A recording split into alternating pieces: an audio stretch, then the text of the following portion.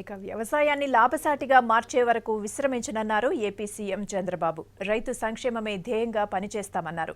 మొట్టమొదటిసారిగా వ్యవసాయ బడ్జెట్ను తీసుకొస్తున్నట్లు తెలిపారు చంద్రబాబు. ఈ నెల 20న వ్యవసాయ బడ్జెట్ను ప్రవేశపెడతామన్నారు. వ్యవసాయ ఖర్చులు తగ్గించేందుకు ప్రయత్నిస్తున్నామన్నారు బాబు.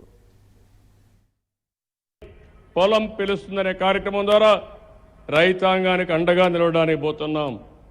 వారంలో 2 రోజులు అధికారులు గ్రామాల్లో ఉంటారు, పొలాల్లో పర్యటిస్తారు.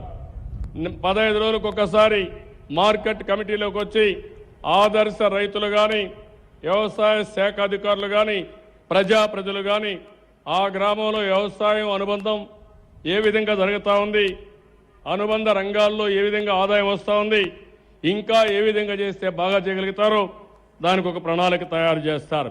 వ్యవసాయాన్ని ఏదైతే ఈరోజు జాతీయ ఉపాధి హామీ ఉందో దీనికి అనుసంధానం చేసి ఎకరాకు 2-3 వేల రూపాయలు కూలి ఖర్చులు కూడా తగ్గించే కార్యక్రమానికి రూపకల్పన చేశాం.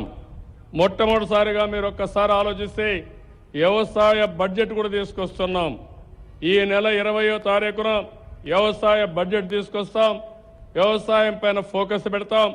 వ్యవసాయాన్ని లాభసాటిగా తయారు చేసే వరకు ఎక్కడికక్కడ ఈ యొక్క వాటర్ కన్జర్వేషన్ కాకుండా వాటర్ మేనేజ్మెంట్ కూడా ఆధునికమైన పద్ధతుల్లో చేసే విధంగా డ్రిప్ ఇరిగేషన్ కానీ, స్ప్రింక్లర్ ఇరిగేషన్ కానీ వీటికన్నిటికీ ప్రాధాన్యత ఇస్తున్నాం.